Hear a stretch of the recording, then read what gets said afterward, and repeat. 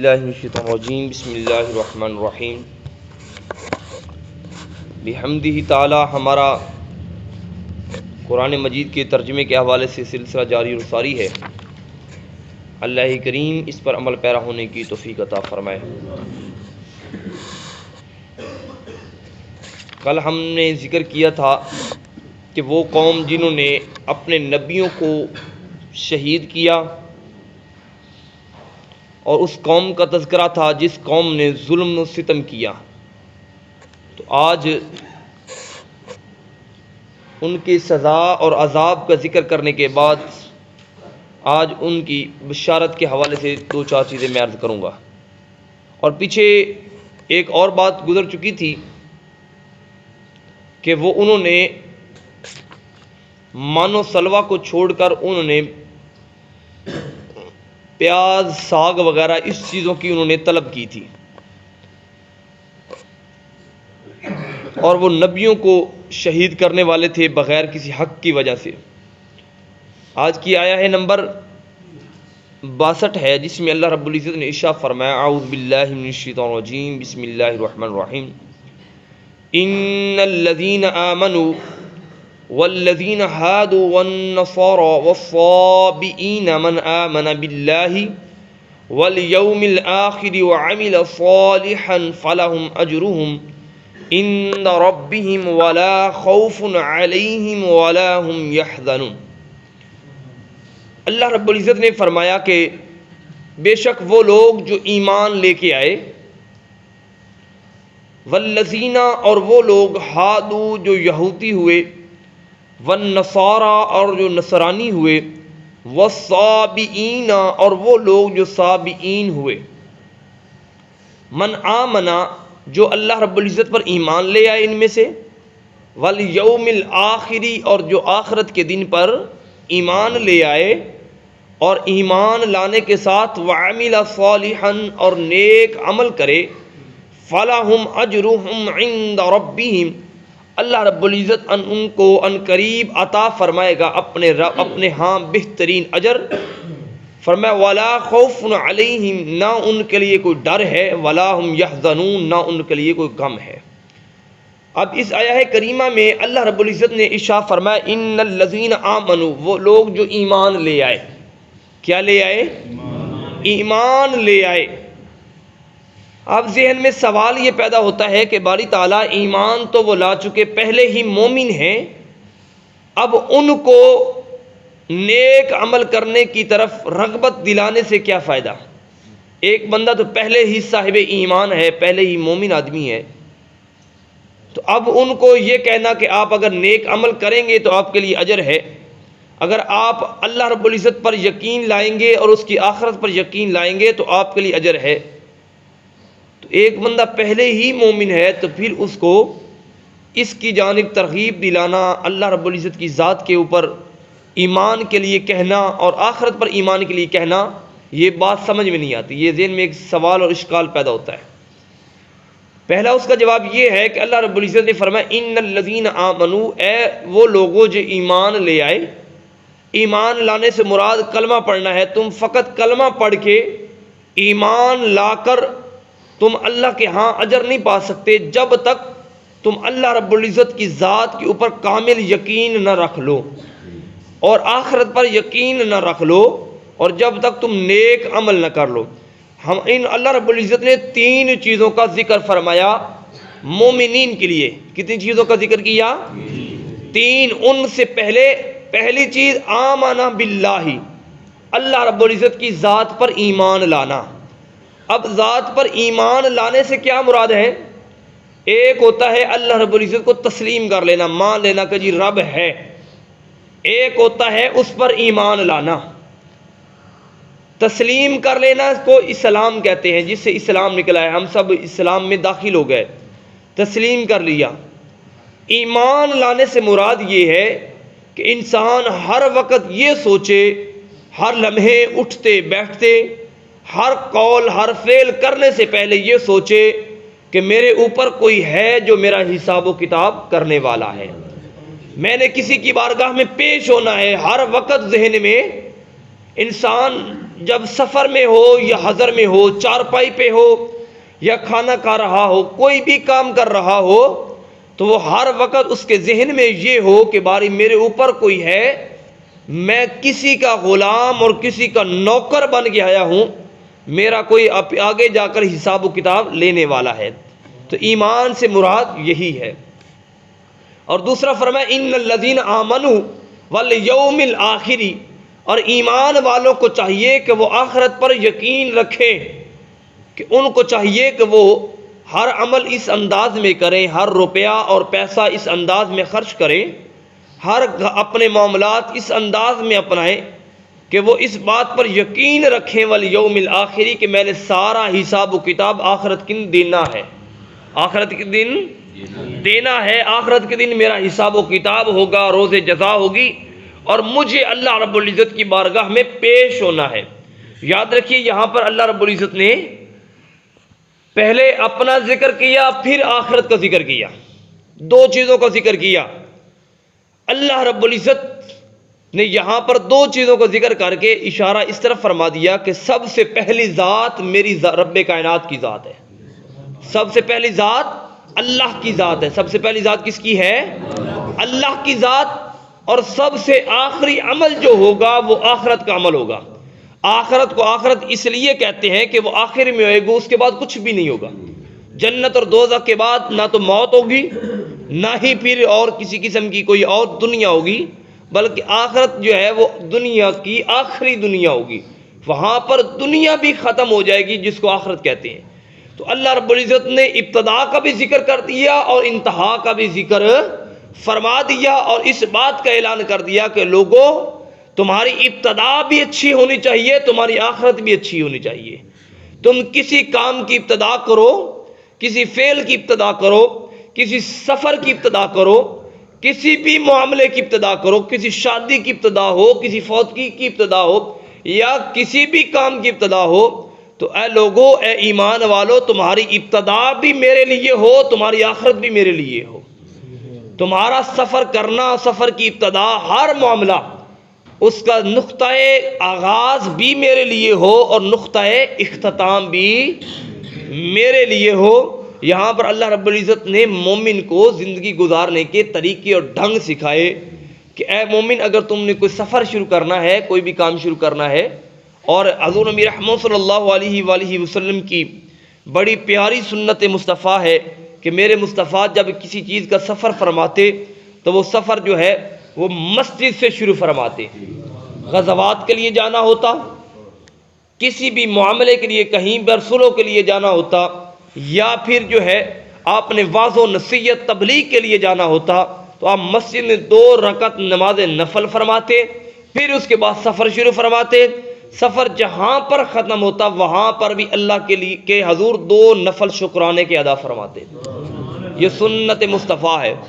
تو آج ہم نے یہ سب کچھ بھول گئے، آج ہمارے ہاں اس چیز کا رواج ہی نہیں رہا، بلکہ ہم تو نماز اس لیے چھوڑ دیتے ہیں کہ مجھے کام کی جلدی ہے، مجھے فلاں چیز کی جلدی ہے۔ ہم تو الٹی چال چلنے والے لوگ ہیں۔ لیکن سرکار مدینہ صلی اللہ علیہ وسلم کی سنت مصطفیٰ دیکھیے کہ میرے مصطفیٰ نے سفر معراج بھی شروع فرمایا تو مسجد سے شروع فرمایا، سفر معراج بھی مسجد سے شروع فرمایا۔ سبحان الذی اسری بعبدہ لیلا من المسجد الحرام الی المسجد الاقصی۔ تو سفر جو معراج ہے اس جیسا عظیم سفر ہے، وہ بھی آپ نے مسجد سے شروع فرمایا اور ختم بھی مسجد پر فرمایا۔ اور پھر اللہ رب العزت نے فرمایا والذین ہادوا، اور وہ لوگ جو یہودی ہیں، من آمن باللہ والیوم الآخر، ان کو وہ اپنے آپ کو یہودی اور نصرانی اور جو ہے سابئین، یہ اپنے آپ کو یہ سمجھتے تھے کہ ہم اپنے نبی کے اوپر جو ہے وہ ایمان لے آئے تو یہی کافی ہے، ہم ہی اصل میں صاحب مومن ہیں۔ تو اللہ رب العزت نے یہ ان کے بارے میں فرمایا کہ اور جو وہ لوگ جو یہودی ہوئے ان کے لیے چاہیے کہ وہ آمن باللہ، وہ اللہ رب العزت پر ایمان لے آئیں۔ اللہ رب العزت پر ایمان لانے سے مراد اس کے حبیب نبی رحمت صلی اللہ علیہ وسلم پر ایمان لانا ہے۔ اللہ رب العزت نے یہاں پر اپنا ذکر کیا، اپنے مصطفیٰ کا صراحتاً ذکر نہیں فرمایا۔ وہ اس لیے نہیں فرمایا کہ لوگوں جب تم ابتدا سے انتہا تک مان لو گے درمیان میں ساری چیزیں آ جائیں گی، اس میں نماز، روزہ، حج و زکوٰۃ سب کچھ اس میں آ جاتا ہے۔ جب بندہ کہہ دیتا ہے نا شروع سے لے کر آخر تک، مثال کے طور پر بندہ کہے جی کہ میں فیصل آباد سے لاہور گیا، تو اس میں مان لیتا ہے کہ رستے میں شیخو پورہ بھی آیا، باقی شہر شاہ کوٹ بھی آیا، سارے شہر اسی میں داخل ہو جاتے ہیں۔ تو اللہ رب العزت نے یہ مثال تھی، اللہ رب العزت نے ابتدا اور انتہا کا ذکر کر کے اس میں نبوت مصطفیٰ کا بھی ذکر کر دیا، اس میں ہر چیز کا ذکر اللہ رب العزت نے کر فرما دیا۔ سمجھ آ رہی ہے دوستوں کو؟ ذرا بولیے سبحان اللہ۔ اور پھر اللہ رب العزت نے فرمایا کہ والذین ہادوا، اور وہ لوگ جو یہودی ہوئے، اب ان کے لیے چاہیے کیا کریں؟ آمن باللہ، وہ اللہ رب العزت پر ایمان لے آئیں، آخرت پر ایمان لے آئیں اور نیک عمل کریں۔ کیا کریں؟ یہاں پر اللہ رب العزت نے مومنوں کو بھی یہی حکم دیا کہ وہ نیک عمل کریں۔ ہمارے ہاں عموماً یہ ہوتا ہے کہ پیر کا پتر بھی پیر ہوتا ہے، اس کو بھی وہ نیک عمل کرنے کی کوئی ضرورت نہیں ہے، بس وہ بنی بنائی گدی پر بیٹھ گیا، اور عموماً ہم یہ سمجھ لیتے ہیں کہ ہم نے جناب وہ کلمہ پڑھ لیا اور محمد کے غلاموں کا کفن میلا نہیں ہوتا، یہ نعت شریف یاد کر لی، لگیاں نے موجود لائی رکھی سونیا۔ لیکن عزیزان گرامی قدر بات یہ ہے کہ نیک عمل انسان کو نقطہ کمال تک پہنچا دیتی ہے۔ یاد رکھیے گا کہ جو مسلمان گناہگار ہے، جس کی نمازیں رہی ہیں، جس کے حج و زکوٰۃ رہے ہیں، یا کوئی بھی عمل رہ گیا ہے، یاد رکھیے اس کو دوزخ کے اندر جلنا پڑے گا، دوزخ کے اندر سڑنا پڑے گا، دوزخ کے اندر اس کو ذلیل و خوار ہونا پڑے گا۔ مسلمان ہے، اس کا یہ مطلب نہیں کہ کلمہ پڑھ لیا تو بس سیدھا جناب وہ جنت میں ٹکٹ اس کو مل گئی۔ ہاں جنت میں جائے گا ضرور، مگر وہ لتر کھانے کے بعد، وہ سزا حاصل کرنے کے بعد۔ نماز اگر چھوٹ گئی تو ایک نماز کے بدلے میں 700 سال تک جہنم میں جلنا پڑے گا، جہنم میں سڑنا پڑے گا۔ اور سرکار مدینہ صلی اللہ علیہ وسلم نے ارشاد فرمایا جو جان بوجھ کر جمعے کی نماز چھوڑ دیتا ہے، کریم آقا صلی اللہ علیہ وسلم نے ارشاد فرمایا اس کے دل کے اوپر ایک سیاہی کا دبا لگ جاتا ہے۔ سیاہی کا دبا کیا ہے وہ پیچھے گزر چکا، ختم اللہ علی قلوبہم وعلی ابصارہم، اور پھر یہ دبا ایسا ایسا بڑھتا رہتا ہے، ایسا ایسا بڑھتا رہتا ہے، حتیٰ کہ اس کا دل پورا کافروں کی طرح ہو جاتا ہے۔ شکل تو اس کی مومنوں والی رہتی ہے، نام کا وہ تو مسلمان رہتا ہے، مگر اندر سے ایمان اس کو سلب کر لیا جاتا ہے۔ تو ہمارے ہاں عموماً یہ ہوتا ہے کہ جب ہم خطبہ مکمل ہو چکے ہم تب آتے ہیں، جس کا خطبہ رہ گیا اس کو جمعہ ہی رہ گیا۔ اس لیے اس بات پر عمل پیرا ہونے کی ضرورت ہے۔ والذین ہادوا، اور وہ لوگ جو یہودی ہوئے، والنصارى، اور جو نصرانی ہوئے۔ یہ یہودی اس سے مراد وہ لوگ ہیں کہ کچھ نے فرمایا کہ حضرت یعقوب علیہ السلام کا ایک بیٹا تھا یہودا، اس کے نام سے یہ یہودی ہیں، اور کچھ نے فرمایا کہ یہ آل یعقوب کو یہودی کہتے ہیں۔ بہرحال وہ لوگ جو یہودی ہوئے، وہ لوگ جو نصرانی سے مراد عیسائی، وہ لوگ جو عیسائی ہیں، والصابئین، اور صابئین اس کو کہتے ہیں۔ صابئین کا ایک مختلف اس کی تعریف ہے۔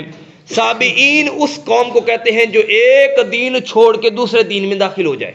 مثال کے طور پر پہلے یہودی تھا پھر نصرانی ہو جائے، یا پہلے نصرانی تھا پھر یہودی ہو جائے، پہلے مسلمان تھا پھر یہودی ہو جائے، نعوذ باللہ۔ اسی طریقے سے ایک دین کو بدل کر دوسرا دین اختیار کرنے والے کو صائبین کہتے ہیں۔ اور پھر بعض نے فرمایا کہ صابئین جو ہے وہ ستاروں کی، ان کی پوجا کرنے والے اور ستاروں کو خدا ماننے والے کو صابئین کہتے ہیں۔ اور بعض نے کہا کہ صابئین اس قوم کو کہتے ہیں کہ جو کسی کو نہیں مانتی، جو کسی پر یقین نہیں رکھتی۔ اللہ رب العزت نے فرمایا یہ سارے لوگ اگر اس پر ایمان لے آئیں، آخرت پر ایمان لے آئیں، نیک عمل کریں، تو اب ان کے لیے کیا ہے؟ فَلَهُمْ أَجْرُهُمْ عِنْدَ رَبِّهِمْ، ان کے ہاں ان کے لیے اللہ رب العزت نے ایک بہترین اجر رکھا ہوا ہے۔ یہاں پر اللہ رب العزت نے فرمایا عِنْدَ رَبِّهِمْ، فرمایا میرے پاس ان کے لیے بہترین اجر ہے۔